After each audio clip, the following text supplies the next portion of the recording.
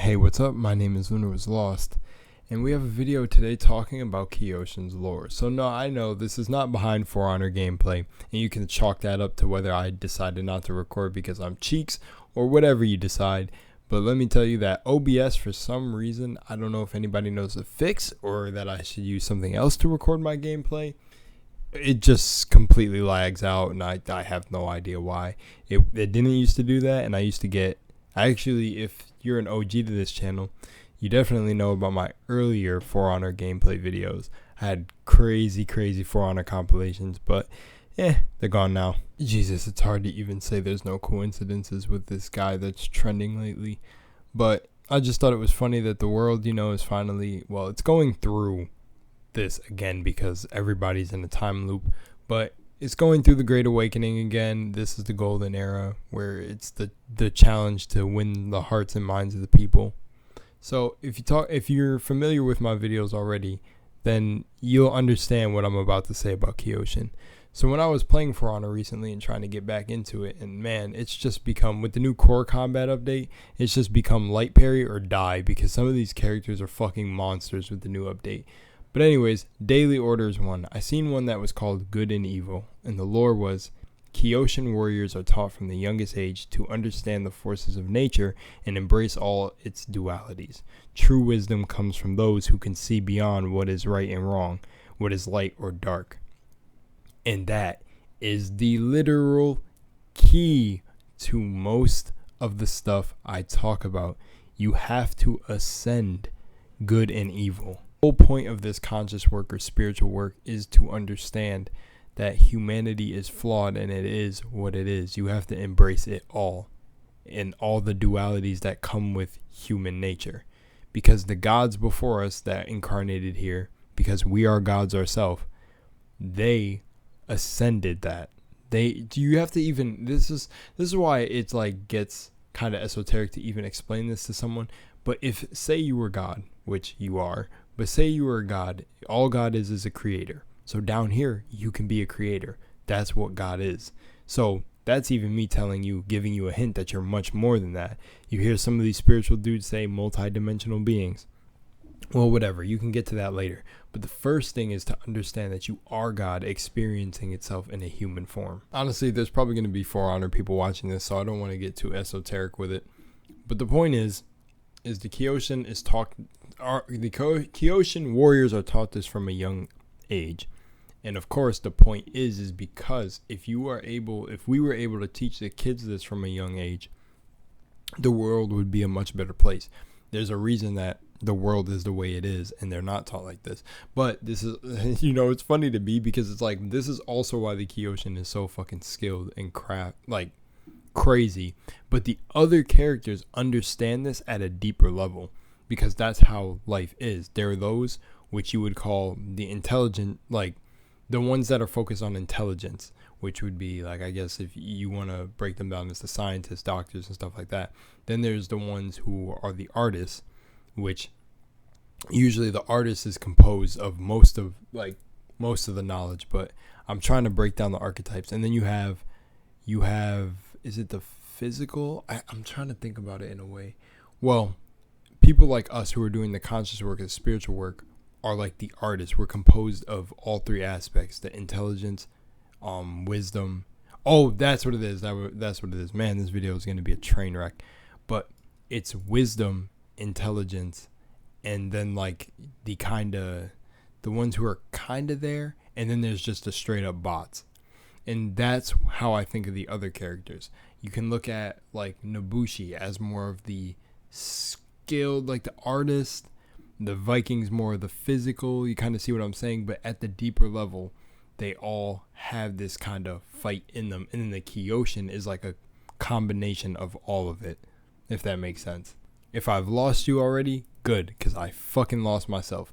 But the point is the Kyoshin understands exactly the shit that I don't want to say practice, but we live as conscious workers or spiritual workers, as whatever anyone wants to call it. It's really just the title of the work. And the people before me who know the work, so I'm talking about the ancients, they didn't even want to call themselves conscious or spiritual people. It's just like occult knowledge, a hidden knowledge. But I just thought it was so cool to point this out, that they put this in the game, because every time something, like, it was nuts. Like, I don't even want to, you know what, whatever. I'm going to say it, but if you don't believe me, it's whatever. Literally, me and my friend were talking about how it'd be crazy if, like, Prince of Persia came back, and then all of a sudden For Honor had that Prince of Persia event. And that's what I mean, because everything is on the same wavelength. Like, ideas are in a collective bubble. So when you get ideas to do something, other people are getting the same ideas because we're all drawing from the same place. But just the funny thing about that is now Kyoshin's popping up, and it's like almost like For Honor's kind of reaching that bridge where everything is kind of dead and desolate. And I even made a video a long time ago talking about how they're probably getting ready to, like, a big, either there's going to be a big change in real life, or it's going to be like the destruction of the world, which has happened in other timelines. And you can even see it with Apex. It's all reflected because art imitates reality and reality imitates art. But you can literally see it happening with the new season coming to Apex called Metamorphosis, and the character Seer, and how I can really get deep and go into detail, but you have to understand it's literally all a puzzle. But this video is just making me literally just want to say, be more like Kyoshin. That's the point. That nothing in life has any innate meaning. You give it meaning, especially light and dark and good and evil. Those are dualities here that exist here. And really, you can look at every situation and take away the meaning from it, because everyone's going to see it different. A psychopath or an insane person, whatever that you want to call somebody who's like a killer or whatever, they see the world as their enemy and even more deeper, sinister things that might be within them. But I can't even call it sinister, because truthfully, some of them feel like the victim, and that's how it goes. Everyone sees the world differently. Perception is a curse. That's why Kyoshin was taught at a young age to ascend above this level of thinking. And once you have, you've achieved a part of true wisdom. Because truthfully, everything here is taught to you how they should view it. And, you can call them the elite, whatever you want to call them. But every way they try to control you through the media and everything, you are taught how to think, not how to think for yourself. So critically think about what I'm telling you right now. They drop the hints in games. There's literally lore on these characters because they're telling you about parts of yourself that exists within you.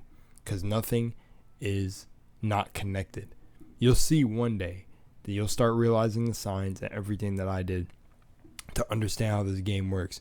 But we called a person like Kyoshin coming out. We fucking knew, because it just kept going up more and more. The Wulin came in, and you could see, like, it was called Marching Fire, and you could make the I forgot what the fucking word is, but you can just draw these comparisons to reality in the games. Especially like the fucking, I don't want to go too off topic from For Honor, but the point is yeah. And then there was another thing, a scribe's journal too. It said a Kyoshin apprentice lectured me about life. When I asked were they happy to live in a temple, they told me that most people don't dare to seek happiness in a world torn by the war. They seek recognition. And that is kind of like today. Everyone literally just wants to be known, wants to be famous. Fame is a drug that everybody fiends for a taste of. And the thing is it's about choosing happiness. And I bet even if they got deeper in Kyoshin lore or about conscious work, it's that you choose the way you feel. No external means can make you happy. And you know what's funny? I know enough. I have the awareness to say that this guy was a reflection of me. So I know he was me that didn't know. But he literally told me that a dude could surround himself with materialistic items and still not be happy. And I was like, duh, that's what I fucking said.